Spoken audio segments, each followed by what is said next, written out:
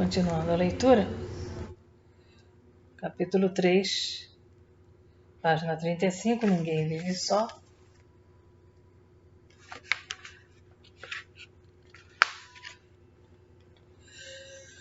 O itinerário espiritual de Maria de Lourdes é dividido em 3 períodos. O primeiro, que poderia ser chamado infância, foi um tempo de formação, no qual se definiu sua situação na vida e no mundo.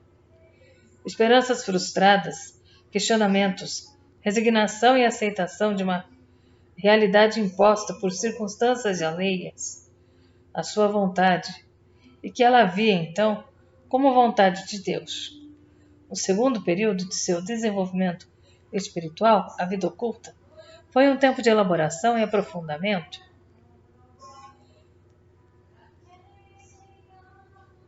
Liberta de sonhos impossíveis, Maria de Lourdes assume sua condição de pessoa com deficiência e atualiza suas potencialidades humanas. Embora deitada numa forma de gesso, com uma perna amputada e a outra atrofiada, impossibilitada de sentar-se, trabalha para pagar sua diária na enfermaria. Faz tricô e bordados sob encomenda para as esposas dos médicos e para a Condessa Matarazzo, e se doa, voltando-se para os outros, a começar pelas companheiras com as quais compartilhava o quarto de hospital. Em 1963, uma senhora que a conhecera e descobrira em seu valor espiritual, desejando-lhe proporcionar condições de privacidade para contatos mais pessoais, propôs-se pagar-lhe um quarto particular. Foi o que contou Maria de Lourdes em entrevista gravada em 1995. Fiquei feliz da vida porque eu também tinha vontade. Eu queria mesmo rezar, pensar e bordar mais tranquila. Mas era muito movimento. Eu passei para o outro quarto e fiquei lá desde 63. Ela pagando tudo, para mim, até 76. Esse período de vida de Maria de Lourdes é extremamente rico. Sua vida está a serviço dos outros. Na imobilidade forçada, seu dinamismo vital se concentra e se potencializa. Seu quarto é um ponto de encontro, um polo de atração que reúne não só amigos, mas pessoas que buscam consolo e ajuda para suas carências. Até um bebê, cuja mãe tinha de trabalhar e não tinha com quem deixar, Maria de Lourdes cuidou. Sua paz de espírito, sua alegria de viver, se irradiam cada vez mais, para além das 4 paredes do seu quarto. Nessa época, seus amigos guardam a imagem de um rosto sadio, corado, olhos azuis brilhantes e suas palavras: a vida é boa demais. O desejo profundo que sempre se manifestou de aderir perfeitamente à vontade de Deus levou-a à descoberta de que fomos criados para a vida, não para a paralisia e para a morte, e que a vida ultrapassa os limites do corpo físico. Só mostrando aqui para vocês, olha, o bebê que ela tomava conta. E o outro aqui da foto, o padre Geraldo, ML Nascimento, SJ.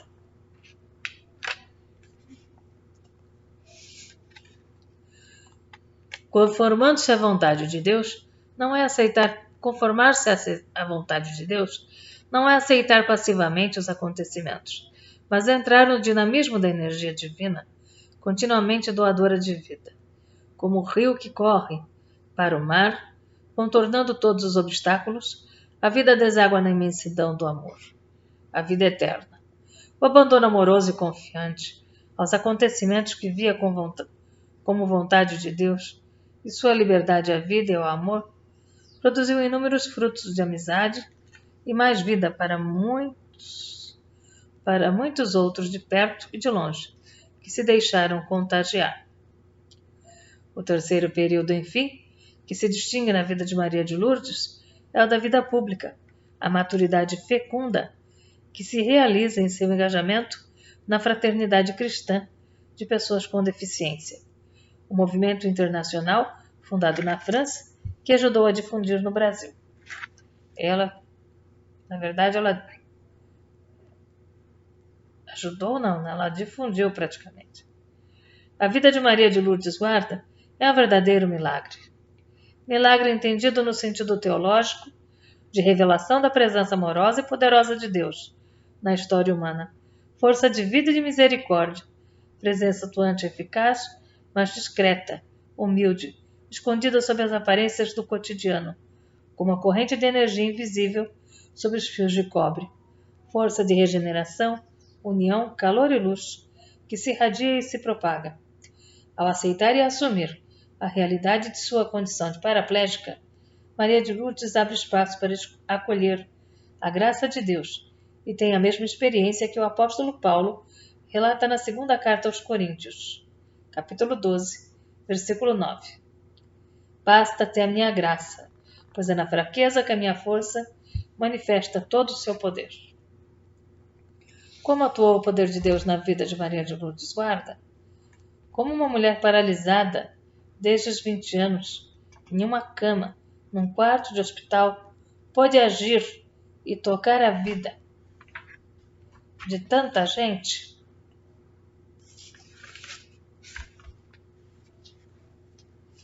O amor de Deus, que enche o coração de Maria de Lourdes, atrai e contagia.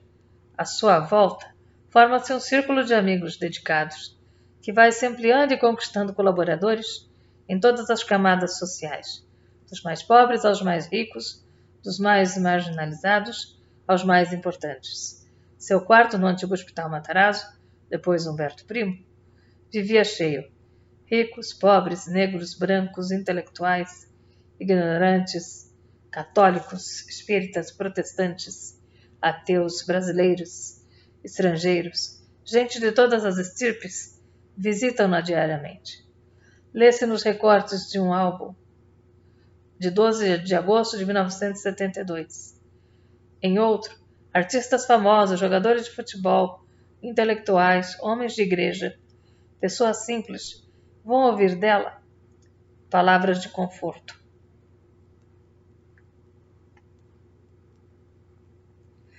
E ainda em recorte de 1976. Sem indicação da fonte especifica-se um pouco mais da diversidade das pessoas no quarto 259 do Hospital Matarazzo. Catecúmenos, moças e rapazes, crianças, casais, prostitutas.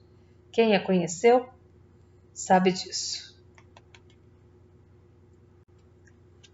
E aqui tem um recorte de jornal de Salto, Utaperá.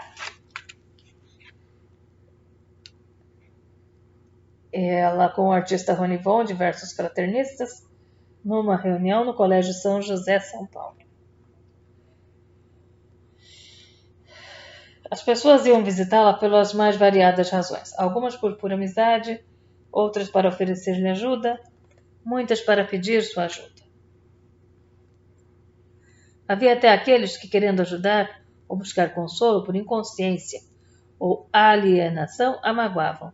Por exemplo, o caso de um casal inconsolável que perdera a filha jovem, de 20 e poucos anos, num acidente, aconselhados por amigos a procurar Lourdes para conversar, pois ela saberia consolá-los.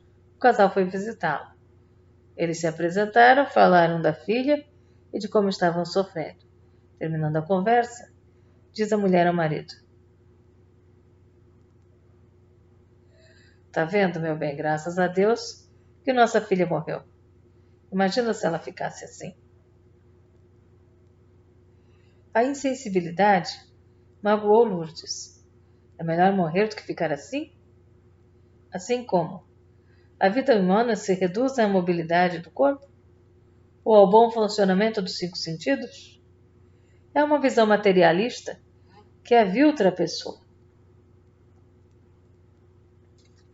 Ignora que a dignidade de uma vida humana decorre exatamente daquilo que nos diferencia dos irracionais.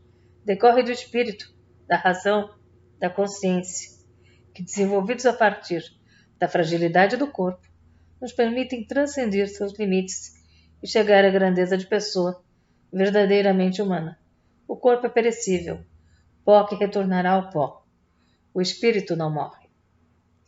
Nesse caso, contado pelo padre Geraldo Marcos Labarrere Nascimento, jesuíta, aconteceu que acompanhou Lourdes durante muitos anos. As pessoas que foram visitá-la em busca de consolação involuntariamente a magoaram, mas ao que parece saíram consolados na medida da compreensão que lhes era possível. Um segundo caso foi relatado pela própria Lourdes. Uma senhora foi visitá-la acompanhada de um padre do movimento carismático. Perguntaram se Lourdes tinha fé em milagres. Acho que sim, respondeu. Nesse caso, o padre iria fazer uma oração, impondo-lhes as mãos, e ela sairia andando. Rezaram com fervor. Terminada a oração, o padre ordenou: levanta-te e anda. É claro que Lourdes nem se mexeu. O padre repetiu a ordem com mais ênfase e autoridade, e nada de Lourdes se levantar. Aí ela ousou dizer: padre, eu tenho uma perna amputada.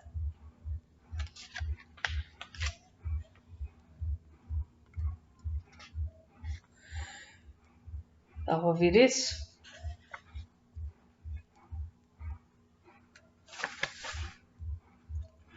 ao ouvi-lo, o padre saiu pelos corredores do hospital para pegar uma bengala. Encontrando em seu caminho uma senhora de bengala, não teve dúvida.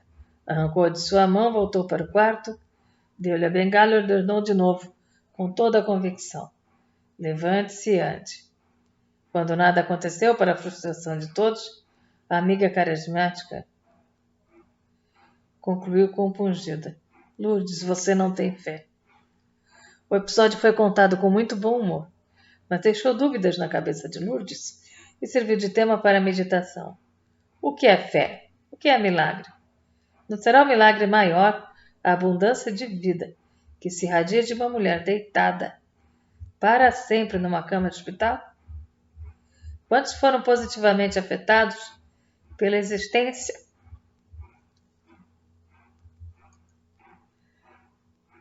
de uma pessoa que, em vez de morrer, ficara assim? Como, por exemplo, um pai de família desempregado que a procurou com um bilhetinho de alguém que a conhecia. Encontraram-se sentados lado a lado no ônibus.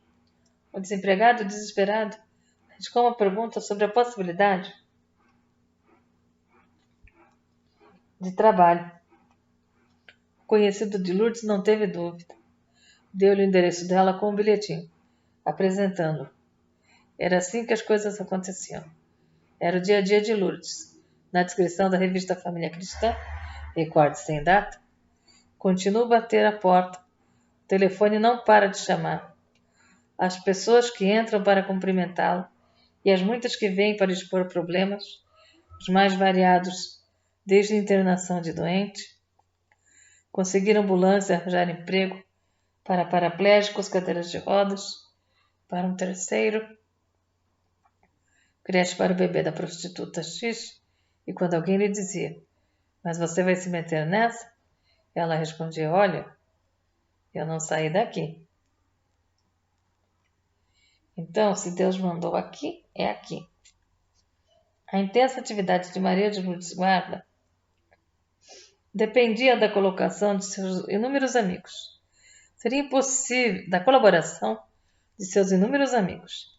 Seria impossível nomear todos. Dentre os mais antigos destaca-se o que a acompanhou desde a infância e juventude. Arquimedes Lamoglia era estudante de medicina na época em que se encontrava com Maria de Lourdes, na saída da escola, onde ela lecionava em Salto. Ele a ensinou a procurar o médico que a operou, e, tal qual fiel anjo da guarda, o Dr. Arquimedes acompanhou-a por toda a vida, até a sua morte. Médico residente no Hospital Matarazzo, nunca se casou, sempre ocupou um quarto ao lado de Maria de Lourdes e a visitava diariamente. Maria de Lourdes morreu no dia 5 de maio de 1996. Arquimedes faleceu no dia 8 de junho de 1996. Arquimedes, amigo de infância, que a acompanhou por toda a vida, morando no mesmo hospital. A fotinho dele. Por meio de Arquimedes Lamolle, que foi deputado estadual durante 8 meses, 8 legislaturas, Maria de Lourdes Guarda entrou em contato com muitos políticos e pessoas com cargos no governo, aos quais recorria para resolver os casos desesperados que lhe batiam à porta.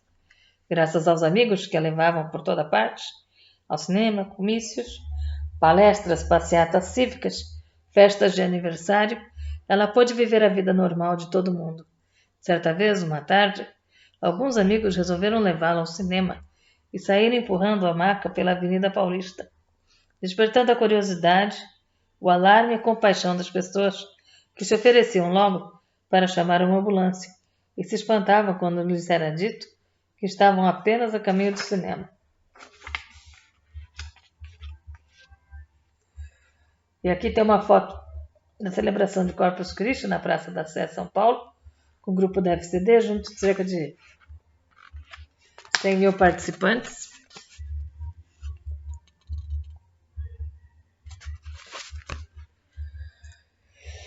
E eu continuo amanhã no capítulo 4, O Amor Faz Milagres.